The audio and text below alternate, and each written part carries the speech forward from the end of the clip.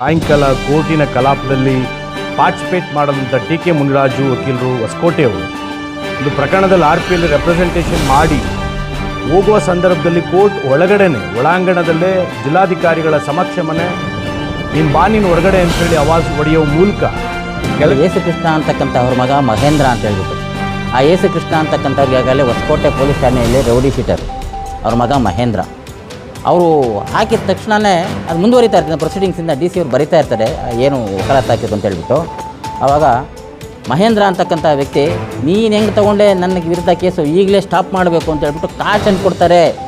ಆದರೆ ಯಾರೋ ಶ್ರೀಮಂತ ವ್ಯಕ್ತಿಗಳು ಬಂದು ಈ ರೀತಿ ಬಂದು ದೌರ್ಜನ್ಯ ಮಾಡೋದು, ರೌಡಿಸಮ್ ಮಾಡೋದು, ಗೂಂಡಾಗಿರಿ ವರ್ತನೆಗಳು ಮಾಡಿದ್ರೆ ಮುಂದೆ ಭವಿಷ್ಯದಲ್ಲಿ ನಾವು ವಕೀಲರುಗಳು ಕರ್ತವ್ಯ ಪಾಲನೆ ಮಾಡೋದೇ ಬಹಳ ದೊಡ್ಡ ಕಷ್ಟಕರವಾಗಿರ್ತದೆ.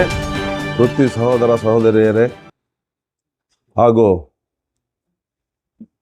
ಮಾಧ್ಯಮ ಮಿತ್ರರೇ, ಇಂದು ಕರೆದಿರತಕ್ಕಂಥ ಪತ್ರಿಕಾಗೋಷ್ಠಿಯ ವಿಷಯವೇನೆಂದರೆ, ಮೊನ್ನೆ 5ನೇ ತಾರೀಕು 5/8/2025 ಮಾನ್ಯ ಗೌರವಾನ್ವಿತ ಜಿಲ್ಲಾಧಿಕಾರಿಗಳ ನ್ಯಾಯಾಲಯದಲ್ಲಿ ಏನು ನಮ್ಮ ಹೊಸಕೋಟೆ ವಕೀಲರ ಮೇಲೆ ಮುನ್ರಾಜು NT ಮುನ್ರಾಜು ಅನ್ನೋ ಹೊಸಕೋಟೆ ವಕೀಲರ ಮೇಲೆ ಏನು ಒಬ್ಬ ವ್ಯಕ್ತಿ ಗೂಂಡಾವರ್ತನೆಯನ್ನು ಮಾಡಿ ಅಲ್ಲೇ ಸಾಹೇಬರು ನ್ಯಾಯಾಲಯದಲ್ಲೇ ಸಾಹೇಬರ ಮುಂದೆನೇ ಅವರಿಗೆ ಪ್ರಾಣ ಬೆದರಿಕೆ ಹಾಕಿ ಬಾ ಆಚೆ ಕಡೆ ನೋಡ್ಕೊತೀನಿ ಅಂತ ಎದುರಿಸಿ ನಿಮ್ಮನ್ನ ಕೊಲೆ ಮಾಡ್ತೀನಿ ಅನ್ನೋ ಒಂದು ಮಾತನ್ನು ಆಡಿದ್ದಾರೆ ಅಂತ ಮಾಧ್ಯಮಗಳು ಪ್ರಸಾರ ಮಾಡಿವೆ.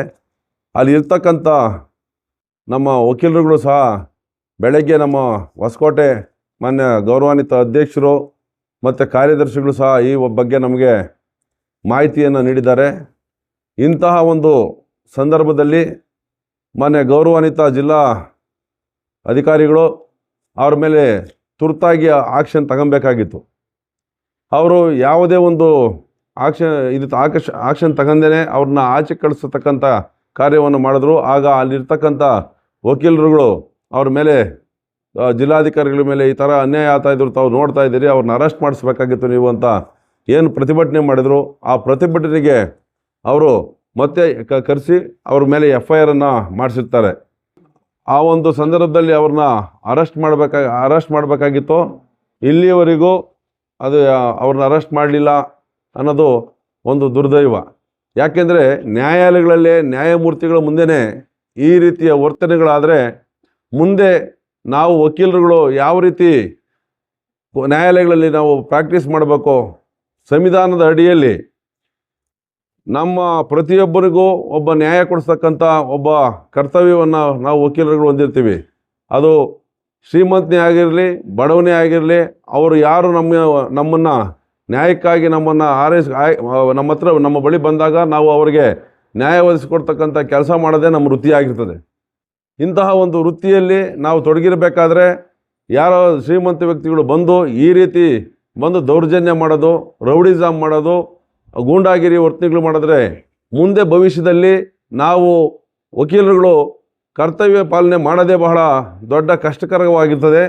ಇದನ್ನೆಲ್ಲ ನಾವು ಎಲ್ಲ ವಕೀಲರುಗಳು ನಾವೆಲ್ಲ ಒಗ್ಗಟ್ಟಿನಿಂದ ಇವತ್ತು ವಕೀಲರು ಅಂದರೆ ಇಡೀ ರಾಜ್ಯದಲ್ಲಿ ಯಾರೇ ಎಲ್ಲೇ ವಕೀಲಗಿರಿ ಮಾಡಿದ್ರು ಅವರೆಲ್ಲ ನಾವು ವಕೀಲ ಮಿತ್ರರೇ, ನಾವು ವಕೀಲ ಬಾಂಧವರೇ. ನಾವು ಅವ್ರಿಗೆ ಯಾರಿಗೆ ಎಲ್ಲೇ ತೊಂದರೆ ಆದ್ರೂ ನ್ಯಾಯಯುತವಾಗಿ ತೊಂದರೆ ಆದಾಗ ನಾವೆಲ್ಲರೂ ಸಹ ಅದರ ಪರವಾಗಿ ನಿಂತು ಅನ್ಯಾಯದ ವಿರುದ್ಧ ಪ್ರತಿಭಟನೆ ಮಾಡಲೇಬೇಕು ಅಂತ ಹೇಳ್ತಾ, ಈ ಒಂದು ಏನು ನಮ್ಮ ಮಾಧ್ಯಮ ಮಿತ್ರರ ಹತ್ರ ನಾವು ಇವತ್ತೇನು ಕರೆಸಿದ್ದೀವಿ, ತಾವುಗಳು ಇದರ ಬಗ್ಗೆ ಇಡೀ ರಾಜ್ಯಾದ್ಯಂತ ಈ ಒಂದು ವಿಷಯದ ಬಗ್ಗೆ ಪ್ರತಿಭಟನೆ ನಾವು ನಡೆಸಬೇಕು ಅಂತಲೂ ನಾನು ಈ ಮನವಿ ಮಾಡ್ತೀನಿ ನಮ್ಮ ವಕೀಲರಿಗೆ.